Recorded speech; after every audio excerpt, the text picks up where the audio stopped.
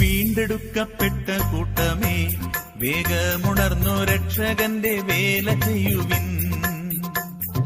വീണ്ടെടുക്കപ്പെട്ട കൂട്ടമേ, വേഗമുണർന്നു രക്ഷകന്റെ വേല ചെയ്യുവിൻ. അന്ത്യകാലം വന്നടുത്തെ പെന്തക്കോസ്തിൻ ജ്വാലയാണേ, അന്ത്യകാലം വന്നടുത്തെ പെന്തക്കോസ്തിൻ ജ്വാലയാണേ. ചന്തമോടെ സേവ ചെയ്താൽ സ്വന്ത നാട്ടിൽ പോയിടാമേ, ചന്തമോടെ സേവ ചെയ്താൽ സ്വന്ത നാട്ടിൽ പോയിടാമേ. വീണ്ടെടുക്കപ്പെട്ട കൂട്ടമേ, വേഗമുണർന്നു രക്ഷകന്റെ വേല ചെയ്യുവിൻ. വീണ്ടെടുക്കപ്പെട്ട കൂട്ടമേ, വേഗമുണർന്നു രക്ഷകന്റെ വേല ചെയ്യുവിൻ. വേഗം വരുന്ന നമ്മളുടെ കർത്താവായ യേശുക്രിസ്തുവിൻ്റെ ധന്യനാമത്തിൽ സ്നേഹവന്ദനം. ദൈവത്തിൻ്റെ രാജ്യമാണ് ദൈവരാജ്യം. ദൈവമനുഷ്യനായി ഭൂമിയിൽ ജന്മമെടുത്തത് ദൈവരാജ്യം സ്ഥാപിക്കുന്നതിനു വേണ്ടിയായിരുന്നു. യേശു കർത്താവ് തൻ്റെ ശുശ്രൂഷയിൽ കൂടി ദൈവരാജ്യത്തിന് ആരംഭം കുറിച്ചു. തൻ്റെ ജീവൻ തന്നെ വിലയായി നൽകി ദൈവരാജ്യത്തിലേക്ക് അനേകരെ ആകർഷിച്ചു. ദൈവത്തിൻ്റെ ഈ രാജ്യത്തിൽ അംഗങ്ങളാകുന്നതിന് ഒരു വ്യവസ്ഥയേ ഉള്ളൂ. അതായത് യേശു കർത്താവ് ക്രൂശിലൊഴുക്കിയ രക്തത്താൽ ശുദ്ധീകരിക്കപ്പെടണം. യേശുവിൻ്റെ രക്തമാണല്ലോ സകല പാപവും പോക്കി നമ്മെ ശുദ്ധീകരിക്കുന്നത്. ഈ ശുദ്ധീകരണത്തിന് ഒറ്റ വാക്കിൽ മാനസാന്തരം എന്ന് പറയാം. മാനസാന്തരപ്പെട്ടവരാണ് ദൈവരാജ്യത്തിലെ അംഗങ്ങൾ. ദൈവരാജ്യത്തിലെ അംഗങ്ങൾക്ക് ചില പ്രത്യേകതകൾ ഉണ്ട്. ആ പ്രത്യേകതകളാണ് ദൈവരാജ്യത്തിലെ അംഗങ്ങളെ തിരിച്ചറിയുന്നതിന് സഹായിക്കുന്നത്. ദൈവരാജ്യം എന്നത് നീതിയും സമാധാനവും ന്യായവും താഴ്മയുമുള്ള ലോകം ആകുന്നു എന്ന് പഴയ നിയമം പറയുന്നു. മിക്ക പ്രവാചകർ കൂടി ദൈവരാജ്യത്തിലെ അംഗങ്ങളായിരിക്കുന്ന, അതായത് ദൈവഭരണത്തിന് കീഴിൽ വന്നിരിക്കുന്ന ദൈവത്തിൻ്റെ ജനത്തോട് പറയുന്നത്, നിങ്ങൾ ന്യായം പ്രവർത്തിക്കണം, ദയാതൽപരരായിരിക്കണം, താഴ്മയോടെ നടക്കണം. മീഖ 6:8. നാം ഓരോരുത്തരും ദൈവരാജ്യത്തിലെ അംഗങ്ങൾ എന്ന് അഭിമാനിക്കുന്നവരാണ്. എങ്കിലും നമ്മിൽ ന്യായമില്ല, നീതിയില്ല, മറ്റുള്ളവരോട് ദയ കാണിക്കുന്നില്ല. നമ്മുടെ നടപ്പോ എന്നേക്കാൾ വലിയവൻ വേറെ ആരുമില്ല എന്ന ഭാവത്തിൽ അഹങ്കാരത്തോടെ നീതിയും ന്യായവും നടത്തേണ്ടുന്നവർ പോലും അന്യായം പ്രവർത്തിക്കുന്നു. ദൈവജനമെന്ന് അഭിമാനിക്കുന്നവർ ചെയ്യുന്ന അന്യായ പ്രവൃത്തികളെക്കുറിച്ച് മീഖ 2:2 പറയുന്നത്, അന്യൻ്റെ വയലുകളെ മോഹിച്ച് പിടിച്ചു പറിക്കുന്നു, അന്യൻ്റെ വീടുകളെ മോഹിച്ച് കൈക്കലാക്കുന്നു, പുരുഷനെയും അവൻ്റെ ഭവനത്തെയും മനുഷ്യനെയും അവൻ്റെ അവകാശത്തെയും പീഡിപ്പിക്കുന്നു. വാസ്തവത്തിൽ ദൈവജനം എന്ന് അഭിമാനിക്കുന്ന വിശ്വാസിയുടെ പ്രവൃത്തികൾ തന്നെയല്ലേ ഇവയൊക്കെ? നമ്മുടെ കർത്താവ് ആർദ്രതയുള്ളവനായിരുന്നു, കരുണയും ദയയും ഉള്ളവനായിരുന്നു. പൗലോസ് നമ്മെ ഓർപ്പിക്കുന്നത് നാം ദയയും മനസ്സിലുള്ളവരായിരിക്കണം എന്ന എഫെസ്യർ 4:32. ഓർക്കുക, നീതിയും ന്യായവും പ്രവർത്തിക്കുന്ന ദയയും താഴ്മയുള്ളവർക്കാണ് ദൈവരാജ്യത്തിൽ അവകാശം ലഭിക്കുന്നത്. ദൈവജനത്തിന് ഒരു പുതിയ ജീവിത ശൈലിയുണ്ട്. ലൂക്കോസ് 6:27 മുതലുള്ള വാക്യങ്ങളിൽ കർത്താവ് ആ ശൈലിയെക്കുറിച്ച് പറയുന്നുണ്ട്.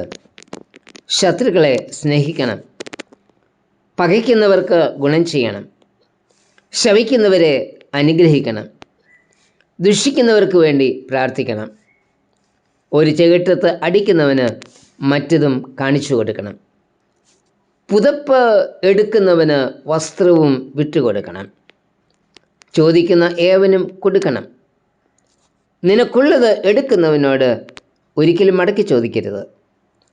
മറ്റുള്ളവർ നമുക്ക് എന്ത് ചെയ്യണം എന്ന് നാം ഇച്ഛിക്കുന്നുവോ അതുപോലെ മറ്റുള്ളവർക്ക് ചെയ്യണം. ഇവയാണ് ദൈവരാജ്യത്തെ പിന്തുടരുന്നവരുടെ ജീവിത ശൈലി.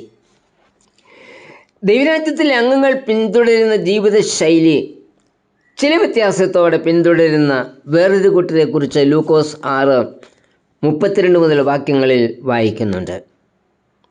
ഈ കൂട്ടരെക്കുറിച്ച് പറയുന്നത് പാപികൾ എന്നാണ്.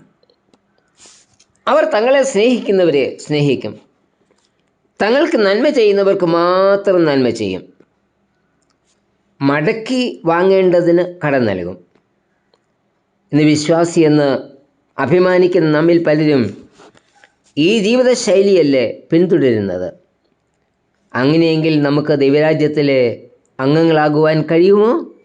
ഒരിക്കലും കഴിയില്ല. ദൈവരാജ്യത്തിലെ അംഗങ്ങൾക്ക് ലഭിക്കുന്ന 4 പദവികളെക്കുറിച്ചും അവർക്ക് നൽകുന്ന ഒരു ദൗത്യത്തെക്കുറിച്ചും 1 പത്രോസ് 2:9 വായിക്കുന്നുണ്ട്. പദവി 1, അവർ തിരഞ്ഞെടുക്കപ്പെട്ടവരാണ്. ഇസ്രായേൽ തിരഞ്ഞെടുക്കപ്പെട്ടവരായിരുന്നു എങ്കിലും പാപം ചെയ്തതിനാൽ ആ പദവി അവർക്ക് നഷ്ടപ്പെട്ടു. എന്നാൽ ദൈവം തന്റെ പുത്രനിൽ കൂടി ആ പദവി നമുക്ക് നൽകി നമ്മെ പുതിയ ഇസ്രായേലാക്കി. അതെ, നാം തിരഞ്ഞെടുക്കപ്പെട്ടവരാണ്. 2, രാജകീയ പുരോഹിത വർഗം. പുരോഹിതൻ ജനത്തെ ദൈവവുമായി ബന്ധിപ്പിക്കുന്ന പാലമാണ്. പഴയ നിയമത്തിലെ യാഗത്തിൽ കൂടിയായിരുന്നു ഈ ചുമതല പുരോഹിതൻ നിർവഹിച്ചിരുന്നത്. പുതിയ നിയമത്തിൽ യേശു തന്നെ യാഗമായി നമ്മെ ദൈവത്തോട് നിരപ്പിച്ചു. അങ്ങനെ നമ്മെയും രാജകീയ പുരോഹിത വർഗമാക്കി. 3, വിശുദ്ധ വംശം. വിശുദ്ധനായി ദൈവത്തിനു വേണ്ടി വേർതിരിക്കപ്പെട്ടവർ. 4, സ്വന്തം ജനം. നമുക്ക് പുത്രത്വത്തിൻ്റെ പദവി നൽകി സ്വന്തം ജനമാക്കി. ഗലാത്യർ 4:4-7 വരെ. സ്വന്തം ജനമായി തീർത്ത നമുക്ക് നൽകിയിരിക്കുന്ന ദൗത്യം നമ്മെ സ്വന്തമാക്കിയവൻ്റെ സൽഗുണങ്ങളെ ഘോഷിക്കുക എന്നതാണ്. അതായത് ദൈവരാജ്യത്തിലെ അംഗങ്ങളായി തീർന്നിരിക്കുന്നവർ കർത്താവിൻ്റെ സാക്ഷികളായി നിൽക്കണം. കർത്താവേ, ദൈവരാജ്യത്തിലേക്ക് വിളിക്കപ്പെട്ടിരിക്കുന്ന ഞാൻ വിശുദ്ധിയിൽ ജീവിച്ച് സാക്ഷ്യം നിർവഹിക്കുന്നതിന് ഒരുക്കണമേ. ആമേൻ. അബ്രഹാം, ഇസാക്ക്, യാക്കോബ് എന്നീ വിശുദ്ധരെത്ര നാളായി പാർത്തലം വിട്ടു. അബ്രഹാം, ഇസാക്ക്, യാക്കോബ് എന്നീ വിശുദ്ധരെത്ര നാളായി പാർത്തലം വിട്ടു. കാത്തുകാത്തു നിന്നിടുന്ന സോദര നീ ഓർത്തിടുക. കാത്തുകാത്തു നിന്നിടുന്ന സോദര നീ ഓർത്തിടുക. പൂർത്തിയായി നിൻ വേല തീർത്തു പാർത്തലം വെടിഞ്ഞു പോകാം. പൂർത്തിയായി നിൻ വേല തീർത്തു പാർത്തലം വെടിഞ്ഞു പോകാം. വീണ്ടെടുക്കപ്പെട്ട കൂട്ടമേ, വേഗമുണർന്നു രക്ഷകന്റെ വേല ചെയ്യുവിൻ. വീണ്ടെടുക്കപ്പെട്ട കൂട്ടമേ, വേഗമുണർന്നു രക്ഷകന്റെ വേല ചെയ്യുവിൻ.